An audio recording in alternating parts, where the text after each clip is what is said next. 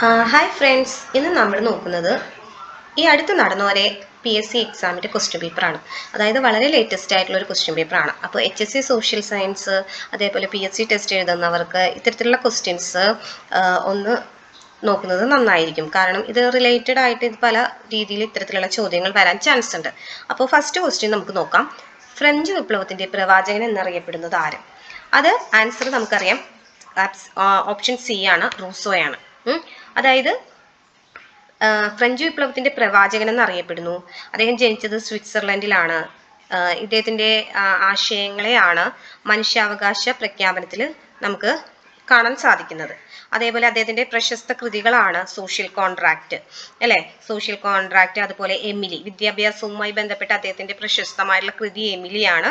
പിന്നെ അദ്ദേഹത്തിന്റെ പ്രശസ്തമായിട്ടുള്ള കുറച്ച് വാക്കുകളുണ്ട്, അല്ലെ? ഭരിക്കുന്നവരും ഭരിക്കപ്പെടുന്നവരും തമ്മിലുള്ള സാമൂഹ്യ ഉടമ്പടിയുടെ ഫലമാണ് ഭരണകൂടം. മനുഷ്യൻ സ്വതന്ത്രനായാണ് ജനിക്കുന്നത്, എന്നാൽ എല്ലായിടത്തും അവൻ ചങ്ങലകളിലാണ്. ജനങ്ങളാണ്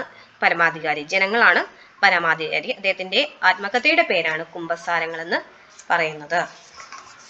അതേപോലെ തന്നെ നെക്സ്റ്റ് നമ്മൾ നോക്കുന്നത് വോൾട്ടയർ ആണ്. അപ്പോൾ ഇതിന്റെ ആൻസർ റൂസോയാണ്. എങ്കിലും നമുക്ക് രണ്ട് ഓപ്ഷൻസ് കൂടി ഇതിൽ നോക്കാം. വോൾട്ടയർ എന്ന് പറഞ്ഞാൽ ഫ്രാങ്കോയിസ് മേരി അറൗട്ട് എന്നാണ് അദ്ദേഹത്തിന്റെ യഥാർത്ഥ നാമം. പുരോഹിതന്മാരുടെ ചൂഷണത്തെ പരിഹസിച്ച ചിന്തകനാണ് അദ്ദേഹം.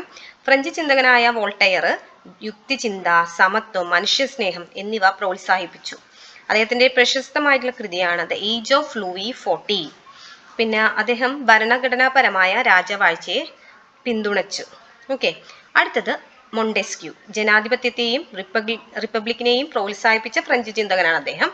ഗവൺമെന്റിനെ നിയമനിർമ്മാണം, കാര്യനിർവഹണം, നീതിന്യായം എന്നീ വിഭാഗങ്ങളായി വേർതിരിക്കണമെന്ന് അദ്ദേഹം വാദിച്ചു. അപ്പൊ നമ്മളിപ്പോൾ പൊളിറ്റിക്കൽ സയൻസിലൊക്കെ പറയില്ലേ, ലെജിസ്ലേച്ചർ, എക്സിക്യൂട്ടീവ് ആൻഡ് ജുഡീഷ്യറി.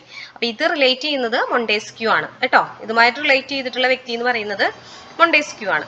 അതേപോലെ പ്രധാന കൃതിയാണ് നിയമങ്ങളുടെ അന്തസത്ത, നിയമങ്ങളുടെ ആത്മാവ്, ദ സ്പിരിറ്റ് ഓഫ് ലോസ് എന്ന് പറയുന്നത്. ഇനി നമുക്ക് നെക്സ്റ്റ് ക്വസ്റ്റ്യൻ നോക്കാം. അടുത്ത ക്വസ്റ്റ്യൻ എന്ന് പറയുന്നത് ആയില്യം തിരുനാളിലാണ്. അദ്ദേഹത്തിനുമായി റിലേറ്റ് ചെയ്തിട്ടുള്ള ആ പണ്ടാരപ്പാട്ട വിളംബരം പുറപ്പെടുവിച്ചത് ആരാന്ന് ചോദിക്കുമ്പോൾ തന്നെ നമുക്കറിയാം, അല്ലെ? മനസ്സിലേക്ക് നമുക്ക് ഫസ്റ്റ് വരുന്നത് ആരാണ്? ആയില്യം തിരുനാളാണ്. അപ്പൊ ഏത് തിരുവിതാംകൂർ രാജാവിന്റെ ഭരണകാലത്താണ് പണ്ടാരപ്പാട്ട വിളംബരം പുറപ്പെടുവിച്ചത്? അത് ആൻസർ വരുന്നത് ആരാണ്? ആയില്യം തിരുനാളാണ്, അല്ലെ? അതായത് പണ്ടാരപ്പാട്ട വിളംബരം പുറപ്പെടുവിച്ച തിരുവിതാംകൂർ രാജാവാണ് ആയില്യം തിരുനാൾ, അല്ലെ? അപ്പോൾ അതിന്റെ മീനിങ് എന്ന് പറയുന്നത് പണ്ടാരം വക, അതായത് സർക്കാർ വക ഭൂമിയിലെ കുടിയാന്മാർക്ക് അവർ കൃഷി ചെയ്യുന്ന ഭൂമി സ്വന്തമായി നൽകിക്കൊണ്ടുള്ള ഒരു സുപ്രധാന വിളംബരമായിരുന്നു ഏത്? പണ്ടാരപ്പാട്ട വിളംബരം എന്ന് പറയുന്നത്. ഓക്കെ, അപ്പോ പണ്ടാരപ്പാട്ട വിളംബരം തിരുവിതാംകൂറിലെ കർഷകരുടെ മാഗ്ന കാർട്ട എന്ന് അറിയപ്പെടുന്നു. അത് ഇയർ ചോദിക്കുകയാണെങ്കിൽ അത് 1865 ഓക്കെ, അതേപോലെ തന്നെ 1865 പണ്ടാരപ്പാട്ട വിളംബരം വഴി കുടിയാന് സർക്കാർ വക പാട്ടവസ്തുക്കളുടെ മേൽ അവകാശം സ്ഥിരപ്പെടുത്തി. വിളംബരത്തിലെ പ്രധാന വ്യവസ്ഥകൾ എന്ന് പറയുന്നത് വസ്തു കൈമാറ്റം ചെയ്യാം, പിന്മുറക്കാരന് ഈ വസ്തു അവകാശമുറയ്ക്ക് കിട്ടും, ഭൂമി മെച്ചപ്പെടുത്താൻ പാട്ടക്കാരന് അവകാശമുണ്ട്, പൊതു ആവശ്യങ്ങൾക്ക് വേണ്ടി സർക്കാർ ഭൂമി ഏറ്റെടുക്കുകയാണെങ്കിൽ പാട്ടക്കാരന് ഭൂമിയുടെ വില നൽകും. അപ്പൊ അങ്ങനെ കുറച്ച് കാര്യങ്ങളുണ്ട്. അപ്പൊ നമ്മളത് ആ റിലേറ്റഡ് ഫാക്ട്സും കൂടി നമ്മൾ നോക്കണം. കാരണം ക്വസ്റ്റ്യൻ പേപ്പറിൽ ചിലപ്പോൾ അങ്ങനെ ചോദിക്കാം. അപ്പൊ അങ്ങനെ ചോദിച്ചാലും നമുക്ക് എഴുതാൻ സാധിക്കണം. അപ്പൊ ഇതൊരു സ്റ്റേറ്റ്മെന്റ് ലെവലിൽ ചോദിച്ചാൽ ഈ ഓപ്ഷൻസ് ഒക്കെ വരാം. അപ്പൊ ഇതിന്റെ ഇയർ 1865 തിരുവിതാംകൂറിലെ മാഗ്ന കാർട്ട, കർഷകരുടെ മാഗ്ന കാർട്ട എന്നറിയപ്പെടുന്നത് എന്താണ്? പണ്ടാരപ്പാട്ട വിളംബരമാണ്.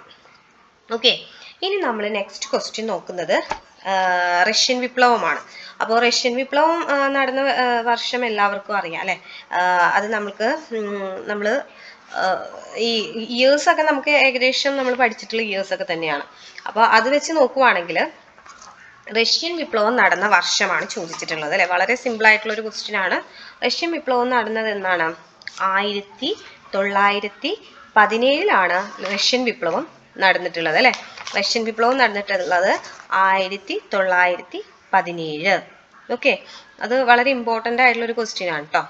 എന്ന് വെച്ചാൽ നമുക്കിപ്പോൾ ടെക്സ്റ്റ് ബുക്ക് ബേസ്ഡ് ആയിട്ട് ഒക്കെ ചോദിക്കാൻ പറ്റുന്ന ഒരു ചോദ്യം തന്നെയാണ് റഷ്യൻ വിപ്ലവം എന്ന് പറയുന്നത്.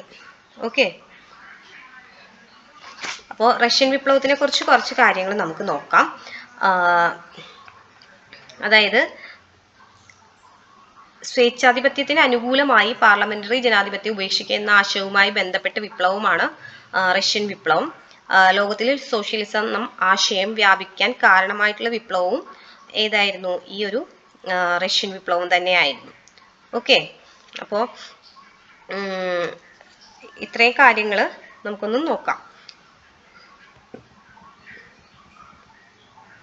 ഇനി നമ്മൾ നെക്സ്റ്റ് നോക്കുന്നത് ഈ 1857 വിപ്ലവവുമായി ബന്ധപ്പെട്ട താഴെ പറയുന്നതിൽ തെറ്റായ പ്രസ്താവനകൾ ഏതെല്ലാമാണെന്നാണ് ചോദിച്ചിട്ടുള്ളത്.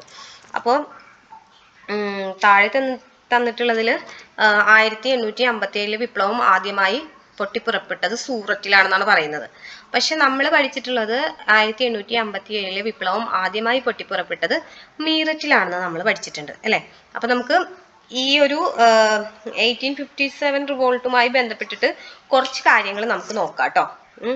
കാരണം ഈ 1857 റിവോൾട്ട് എന്ന് പറയുന്നത് വളരെയധികം ഇമ്പോർട്ടൻ്റ് ആയിട്ടുള്ള ഒരു റിവോൾട്ട് തന്നെയാണ് 1857 റിവോൾട്ട് എന്ന് പറയുന്നത്. കാരണം എപ്പോഴും അതിൽ നിന്ന് ഏതെങ്കിലും ഒരു ക്വസ്റ്റ്യൻസ് ഒക്കെ പൊതുവെ ചോദിക്കാറുണ്ട്. അപ്പോൾ നമുക്ക് ആ 1857 റിവോൾട്ടിനെ കുറിച്ചിട്ട് കുറച്ച് കാര്യങ്ങൾ പറയാം. ഓക്കെ, 1857 റിവോൾട്ടിൽ അതേപോലെ തന്നെ മറ്റൊരു ചോദ്യം വരുന്നതാണ് ഈ എന്താണ് ആ ഓരോ ആളുകളുടെയും ആ ഒരു നേതൃത്വം, ആരൊക്കെയാണോ ഓരോ സ്ഥലത്തും ഇത്തരത്തിലുള്ള ഇതിന് നേതൃത്വം നൽകിയതെന്ന് ഉള്ള ഒരു ചോദ്യം കൂടി ഇതിൽ ചോദിക്കാറുണ്ട്. അപ്പോൾ 1857 റിവോൾട്ടാണ് നമ്മളിനി നോക്കാൻ പോകുന്നത്. ഓക്കെ, 1857 റിവോൾട്ടിനെ നമ്മൾ സിപ്പോയ് മ്യൂട്ടിനി എന്ന് പറയാറുണ്ട്. ഓക്കെ, അതേപോലെ തന്നെ മലയാളത്തിൽ നമ്മൾ ശിപ്പായി ലഹള എന്നൊക്കെ നമ്മൾ പറയാറുണ്ട്. ഓക്കെ, അപ്പോൾ അതിൻ്റെ നേതൃത്വത്തിൽ വരുന്നത് ആരൊക്കെയാണെന്ന് കൂടി നമ്മളൊന്ന് പഠിച്ചു വെക്കുക.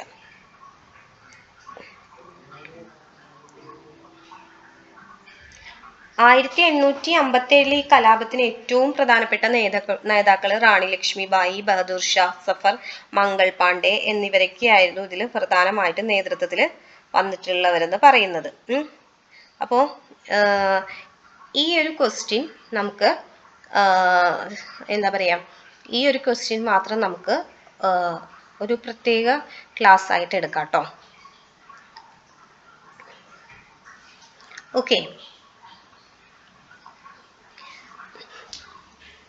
ഓക്കെ, അപ്പോൾ നമ്മൾ നെക്സ്റ്റ് നോക്കുന്നത് ഇതിൻ്റെ ആൻസർ ആണ് കേട്ടോ. അതായത് ആരൊക്കെയാണ് ഇതിന് നേതൃത്വം നൽകിയതെന്ന് നമുക്ക് നോക്കാം. ഓക്കെ, ഡൽഹിയിൽ ബഹദൂർ ഷാ സെക്കൻഡ് ആയിരുന്നു.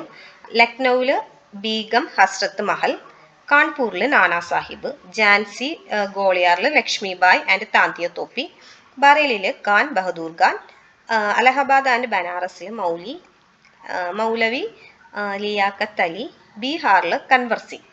അപ്പം അത് വെച്ച് നോക്കുവാണെങ്കിൽ നമുക്ക് ഇതിലെ എല്ലാ ഓപ്ഷൻസും കറക്റ്റായിട്ട് വരില്ല അല്ലേ. ആദ്യത്തെ ഓപ്ഷൻ തന്നെ സൂററ്റിൽ എന്ന് പറയുന്നത് റോങ് ആണ്, മീററ്റിലാണ് ഇത് പൊട്ടിപ്പുറപ്പെടുന്നത്. അതേപോലെ തന്നെ ഡൽഹിയിലാണെങ്കിൽ ബഹദൂർ ഷാ സെക്കൻഡ് ആണ്, അത് കറക്റ്റായിട്ട് കൊടുത്തിട്ടുണ്ട്. കാൺപൂരിൽ ആരാ കൊടുത്തിരിക്കുന്നത്? നാനാ സാഹിബാണ് വേണ്ടത്, പക്ഷേ കാൺപൂരിൽ കൻവർ സിംഗ് ആണ് കൊടുത്തിരിക്കുന്നത്, പക്ഷെ കൻവർ സിംഗ് ബീഹാറിലാണ്. അതേപോലെ തന്നെ അവധും ലക്നൌവും പറയുന്നുണ്ട്. ലക്നൗ പറയുന്നത് ബീഗം ഹസ്രത്ത് മഹലാണ്. അപ്പോൾ അത് കറക്റ്റായിട്ട് കൊടുത്തിട്ടുണ്ട് അവർ. അപ്പോൾ നമുക്ക് ആ ഓപ്ഷൻ നോക്കുമ്പോൾ മനസ്സിലാക്കാൻ പറ്റും ഏതൊക്കെയാണ് കറക്റ്റ് ഏതൊക്കെയാണ് റോങ് എന്നുള്ളത്. ഓക്കെ, ഇനി അടുത്തത് നമ്മൾ നോക്കുന്നത്